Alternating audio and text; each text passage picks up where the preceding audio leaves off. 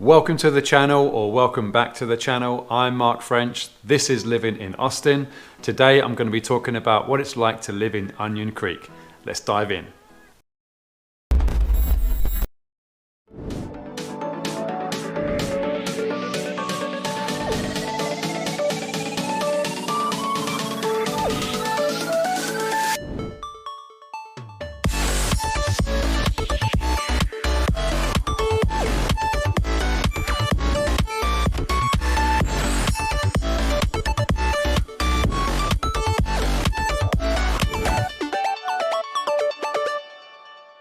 Hey guys, I'm Mark French. We're Agape Property Group here in Austin, Texas.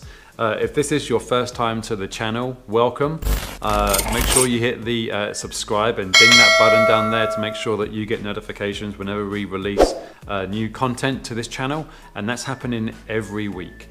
Now, as much as we love making these videos, we love even more helping people on their journey relocating here to Austin. So if you are planning a move, thinking about it, want to have a conversation about that, please do text us, phone us, make us, give us a call. It will be us, myself, Mark French, and my wife and business partner Zoe Wafflebaker, who will be picking up those phones. We did it ourselves about 7 years ago, and we know how stressful it can be, and we've got all of the ins and outs about that process. Okay, so let's get into the topic of this video, which is what is it like to live in Onion Creek? Onion Creek subdivision has got about 1,000 homes in there. It is southeast of Austin, just east of the I-35, and here are some reasons why you might consider Onion Creek as a place to move to. It's got awesome accessibility to the I-35 for traveling north and south. It's approximately 12 miles from downtown and 13 miles to the Austin International Airport. Neighboring cities, you've got New Braunfels, which is further south west, 40 miles away, and San Antonio, which is approximately 70 miles away. It's got amazing amenities, including the golf course. It's pet friendly. There's lots of people out walking their dogs, running and cycling. The houses are not cookie cutter by any means. They're on large lots. The houses have a lot of character. The variance, there's a lot of variance in the size of homes and the styles as well. A few things you'd want to know if you were going to buy in this neighborhood: schools. So the schools that are for zoning wise, we've got Blazier Elementary, which is a 9 out of 10 rating and that's based upon greatschools.com. Website for the middle school, it's Paredes, that's a 3 out of 10, and for the high school it's Akins, and that's also 3 out of 10. Since this neighborhood is east of the I-35, it does have more expansive soil, so that's something to be mindful of, especially kind of when it comes to the foundation. It's something that we definitely make our buyers aware when they want to move into that area. And you may or may not know, but there's some flooding history with Onion Creek as well, which we'll get into. Flooding. So Onion Creek has got a stigma, and it's around flooding. So the last two floods that occurred was 2013 and 2015, and it was on Halloween for both of those instances. The city are heavily involved. In 2017, there was a study completed, a feasibility study completed, and out of that came a recommendation of a buyout of 138 homes in North Onion Creek around the Wild Dunes area and South Onion Creek around Pinehurst. That project was split into 3 phases, and they've been pretty busy and working through it quite quickly. So up on screen now is a project map number 1, which is the south section of Onion Creek around Pinehurst. So you can see here the different kind of colors for representing the different phases of the project. And then up on screen now is a more current Google satellite image of that same area, and you can see where the lots have been emptied. So that's where the houses have been demolished and the land repurposed. Up on screen now is the project map of the north side, so around Wild Dunes. So there's less buyouts around here, as you can see on the City of Austin map. And then here's a comparison of what that looks like today from Google satellite view again, and you can see where those lots have been cleared out as well. So City of Austin have been taking action, been taking it very seriously, and have been quick to action, which I think is pretty good. I've spoken to a couple of the residences that have been bought out and they relocated elsewhere in Onion Creek, and they had a good experience. They got a fair market value for their home, and they even had assistance from the city in relocating to their new home. I love that. So what does that mean for the areas that where there were once homes? So some of the thoughts are they're going to be working with the neighborhood to develop options that may include natural nature trails, gardens, wildflower, meadows, and open spaces.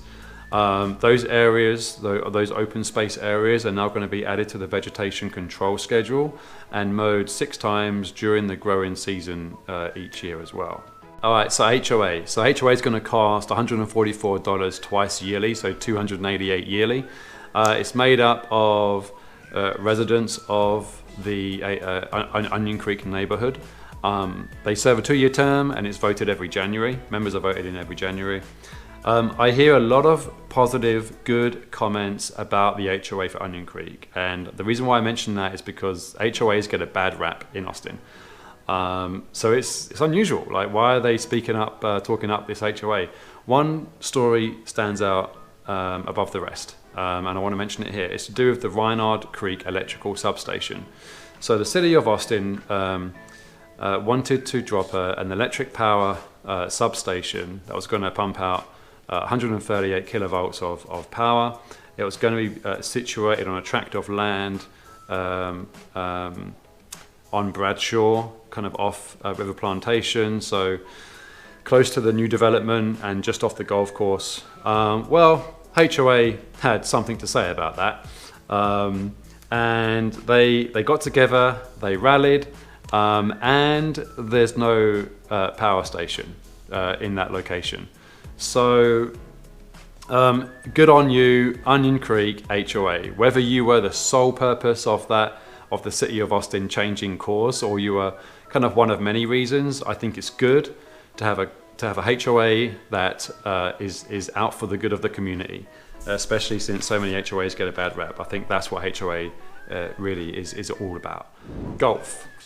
There's a golf course, it's got 27 holes. It was founded in 1974 by the 3-time Masters champion Jimmy Demaret. Homes on the course have smaller backyards. In some cases, it's less than 10 feet from the house to the golf course boundary. And usually there's no fences on the golf course lots as well. Unless you've got a pool, and in which case the fencing style and type will be black wrought iron, so not a privacy fence at all. Golf course maintenance takes place very early, usually just before sunrise. A comment from a resident has said that it's a little bit noisy, but tolerable, which leads me on to the wildlife. So most of the wildlife is surrounding the golf course.